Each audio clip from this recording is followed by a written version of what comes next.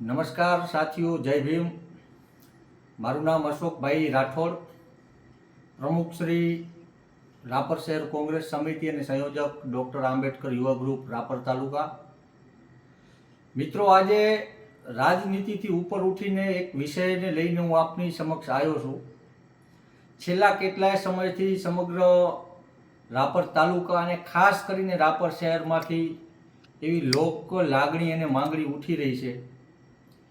અનેક બેન દીકરીઓ માતાઓની વ્યથા, રજૂઆતો, ભલામણો અને રિક્વેસ્ટો આવી રહી છે કે આ આખા પંથકમાં છેલ્લા કેટલાય સમયથી દેશી દારૂના બુટલેગરોનો જે ત્રાસ વધ્યો છે, જે દેશી દારૂનું ચલણ વધ્યું છે, એનાથી સમગ્ર વાગડ પંથકની માતાઓ અને બહેનોએ જે ભોગવવું પડી રહ્યું છે, ખરેખર જેના ઘરે આ ત્રાસ હોય એને ખબર હોય કે કેવી પરિસ્થિતિનું નિર્માણ થઈ રહ્યું છે. જેથી કરીને આ એક મહત્વના વિષય હું આજે આપની સમક્ષ આ વિડીયો મારફતે આપણી કને એક અપીલ કરવા આવ્યો છું. તો સાથીઓ, રાપર શહેરમાં ખૂણે ખૂણે, ગલીએ ગલીએ, દરેક વિસ્તારમાં દેશી દારૂના બુટલેગરો અડ્ડો જમાવીને બેઠા છે. રાપરની અંદરમાં કોઈ વિસ્તારમાં કદાચ દૂધ ઓછી દુકાને મળતું હોય, દૂધની દુકાનો ઓછી હોય, પણ દારૂના પોઈન્ટ વધારે છે. અને આ દારૂ એકદમ થર્ડ ક્લાસ ક્વોલિટીનો, યુરિયા ખાતરથી બનાવેલ અને બીજા એવા કેટલી પ્રકારના કેમિકલોથી બનાવેલ આ ક્વોલિટી વગરના દારૂ પીવાના કારણે તમે ખુદ જે પણ મારો વિડીયો જોઈ રહ્યા છો એમને પણ તમારી આજુબાજુમાં, તમારા ઘર પરિવારમાં, તમારા સગા સંબંધીઓ, મિત્રો, સ્નેહીઓમાં પણ જોયું હશે કે યુવાન વયના દીકરાઓ ગુમાવવા પડી રહ્યા છે. ઘરમાં કમાનાર જે સદસ્યો હોય એ ગુમાવવું પડી રહ્યું છે.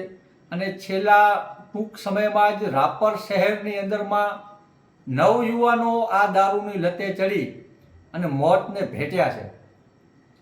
જે ઘરમાંથી વ્યક્તિ ઓછું થઈ રહ્યું છે એ ઘરની માતાને એની વેદના ખબર છે, એ ઘરની દીકરીને એ વેદના ખબર છે, એ ઘરની બહેનને એ વેદના ખબર છે. પણ તંત્ર એમની આંખ આડેથી હાથ હટાવવા તૈયાર નથી. આજે હું ખાલી વિરોધ કરવા માટે આ વિડીયો નથી બનાવી રહ્યો, પણ વાગડના લોકોની, રાપરના લોકોની આત્મા જગાડવા માટે આ વિડીયો બનાવી રહ્યો છું. ને આ મારો છેલ્લો પ્રયત્ન છે.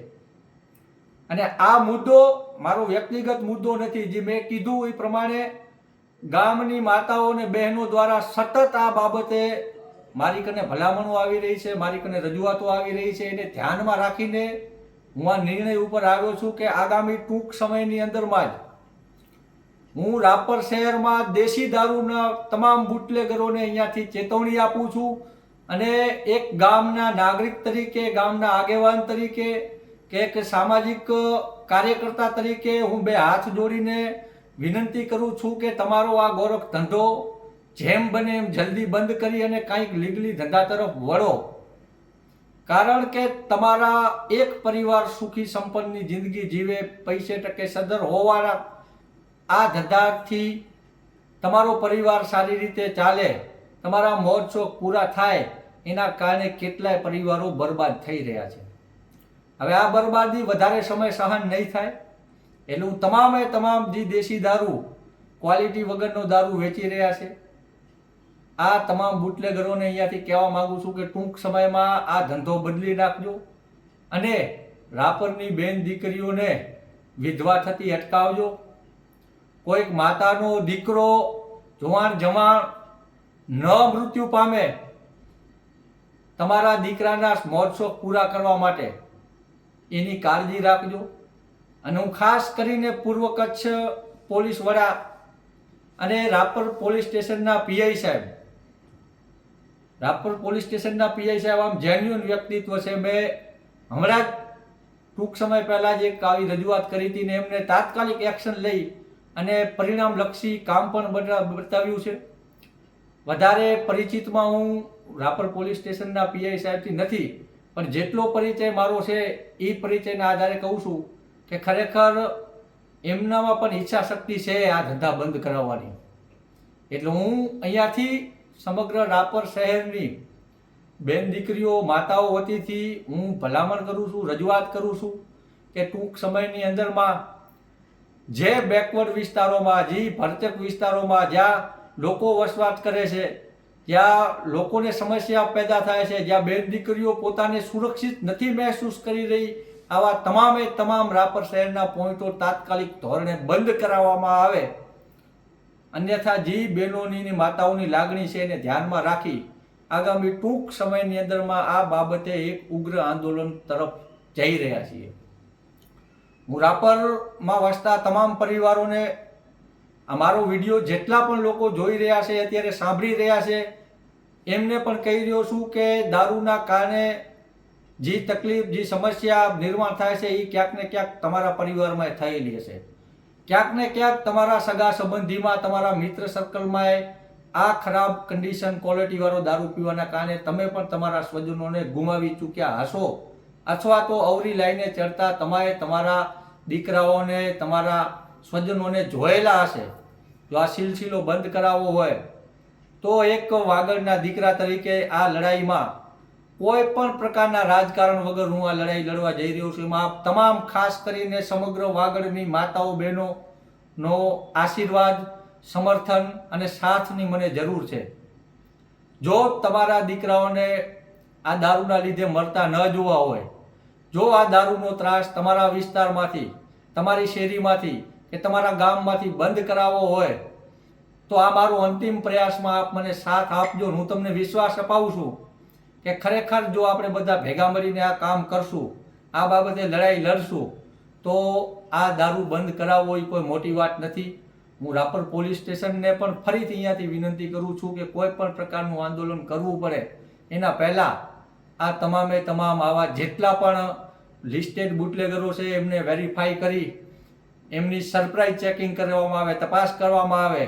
કોઈ પણ નાનો મોટો અધિકારી હપ્તો લેતો હોય તો એની તપાસ કરવામાં આવે.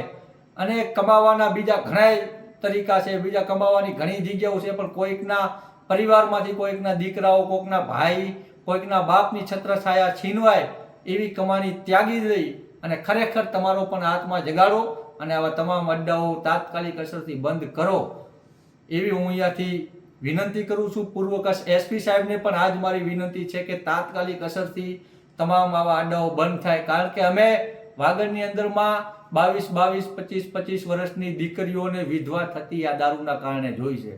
અમે એવા વૃદ્ધ મા બાપને બે સહારા જોયા છે જેનો એકમાત્ર દીકરો કમાનાર હતો, એ આ દારૂના લીધે મૃત્યુ પામ્યો છે.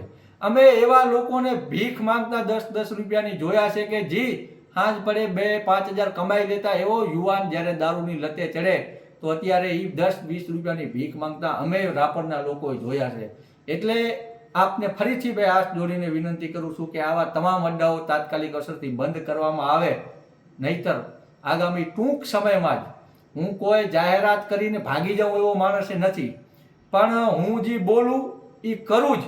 એટલે હું તમામ બુટલેગરોને પણ કહું છું, પ્રશાસનને પણ કહું છું કે ટૂંક સમયની અંદરમાં તમામ દારૂના, દેશી દારૂના અડ્ડાઓ બંધ કરવામાં આવે અને કોઈને દેશી દારૂની સમસ્યા ન રહે, નડગતરૂપ ના રહે એવું પિક્ચર, એવું ચિત્ર રાપરમાં ઊભું કરવામાં આવે એવી મારી ફરીથી અહીંયાથી વિનંતી છે. ને કે આગામી ટૂંક સમયમાં જ આ બાબતે ઉગ્રમાં ઉગ્ર આંદોલન રાપરની બહેનોને, રાપરની માતાઓને સાથે લઈને કરવામાં આવશે. અને હું તમામ ફરીથી રાપરની માતાઓ બહેનોને અહીંયાથી કહેવા માંગુ છું, જો તમારે તમારા પરિવાર બચાવવો હોય, તમારે તમારો સ્વજન બચાવવો હોય, તમે તમારા દીકરાઓનું, દીકરીઓનું ઉજ્જવળ ભવિષ્ય જોવા માંગતા હોય તો આ લડાઈમાં મને સાથ સહકાર આપજો અને આપણે તમામ લોકો સાથે મળીને આ દૂષણની વિરુદ્ધમાં સતત લડતા રહેશી. તમારા ભાઈ આના બંને હાથ મજબૂત છે, કાયદેકીય રીતે અને બુટલેગરોના બાપથી બિયાતો નથી એવું આ ચહેરો તમારી સામે છે. માત્ર જરૂર તમારા સાથ સહકારની છે. બાકી આ દેશી દારૂનું દૂષણ હું રાપરમાંથી ખતમ કરાવી દઈશ. જો તમે મને સાથ આપશો તો ચોક્કસ આ દૂષણ હું ખતમ કરાવી દઈશ એવી હું વાગડની તમામ મારી બહેનોને, મારી માતાઓને હું વચન આપું છું, જેથી આપ તમામ લોકો આ લડાઈમાં પૂરેપૂરો સાથ સહકાર આપી અને આ રાપરને, આપણા ગામને આ દેશી દારૂના દૂષણથી મુક્ત કરીએ. આપણા પરિવાર, સ્વજનો, આપણા જવાન જોત દીકરાઓ આપણી જવાન જોત દીકરીઓની જિંદગી બચાવીએ, આપણા બાળકોનું ઉજ્જવળ ભવિષ્ય માટે આપણે વિચારીએ. એટલે આપ તમામ લોકો, હું તારીખ સમય નક્કી કરીશ. પહેલાં તો હું પ્રશાસનનું વલણ હજી આપણે થોડાક દિવસ જ જોઈએ કે આ બાબતે કેવી નક્કર કાર્યવાહી થાય છે. હું આખા રાપર શહેરની વાત કરી રહ્યો છું. આખા શહેરમાં જ્યાં જ્યાં સમસ્યા છે તમામ જગ્યાઓ પોલીસને ખબર છે, અને ખબર ના હોય તો હું એ પણ કહું કે થોડા સમય પહેલાં અગાઉ રાપરના તમામ બુટલેગરો, નાના મોટા ફંટરિયાઓ, એક્ટિવાઓ, બાઇકો લઈને ફેરીઓ કરનાર આવા તમામ લોકોના ગાડી નંબર, મોબાઈલ નંબર, એમના પોઈન્ટના ઠેકાણા, અડ્ડાઓના ઠેકાણા, સરનામા સાથે તમામ લિસ્ટ અમે અગાઉ રાપર પોલીસ સ્ટેશનમાં આપેલ છે. ખાલી વેરીફાઈ કરીને બંધ કરાવવાની જરૂર છે. છતાં બીજી વાર જોતું હશે તો અમે આપવા તૈયાર છીએ. એટલે હું રાપર પોલીસ સ્ટેશનને ફરીથી વિનંતી કરું છું કે આ આંદોલન ન કરવું પડે એના માટે. અને હું ફરીથી રાપર પીઆઈ સાહેબને પણ અહીંયાથી કહેવા માંગુ છું કે જેમ તમે પોઝિટિવ રહ્યા છો આટલો સમય, અને મને વિશ્વાસ છે કે તમારી અંદર આ ઈચ્છા શક્તિ છે, તમે આ કરી શકશો, અને તમે આ કરવા માટે સક્ષમ છો, અને આ કરી પણ નાખશો, એટલી મને તમારા પ્રત્યે પણ લાગણી છે, વિશ્વાસ છે. જેથી આપ પણ આ દિશામાં રહી અને આ યોગ્ય કાર્યવાહી કરશો એવી વિનંતી. અને ફરીથી હું જાતા છેલ્લી વાત કરું છું મારી વાગડની બહેનોને, મારી વાગડની માતાઓને, દીકરીઓને, કે આ લડાઈમાં તમારો ભાઈનો હાથ મજબૂત થાય અને મારો હાથ મજબૂત કરશો તો ચોક્કસ પરિણામ લઈને હું તમને બતાડીશ. એવી હું તમને ફરીથી વચન આપું છું, આશ્વાસન આપું છું. એટલે જ્યારે પણ આ બાબતે કોઈ તારીખ અને સમય નિર્ધારિત થાય ત્યારે મારી તમામ માતાઓ બહેનો ખાસ આ લડાઈમાં જોડાજો એવી વિનંતી કરું છું. થોડાક જ સમયની અંદરમાં આ લડાઈ લડવા માટે આપણે મળીશું, ભેગા થશું. ત્યાં સુધી આ બાબતે મારો વિડીયો આ જેટલી પણ રાપરની માતાઓ બહેનો સુધી પહોંચે એટલા સુધી પહોંચાડો, અને એમને કહો કે ખરેખર આપણે આપણા પરિવારો બચાવવા હોય, આપણે સુખી સંપન્ન આપણા પરિવારને જુઓ હોય તો આ લડાઈ લડવા જેવી છે. આમાં મને સાથ આપજો એવી હું તમામને વિનંતી કરું છું. ધન્યવાદ. જય ભીમ.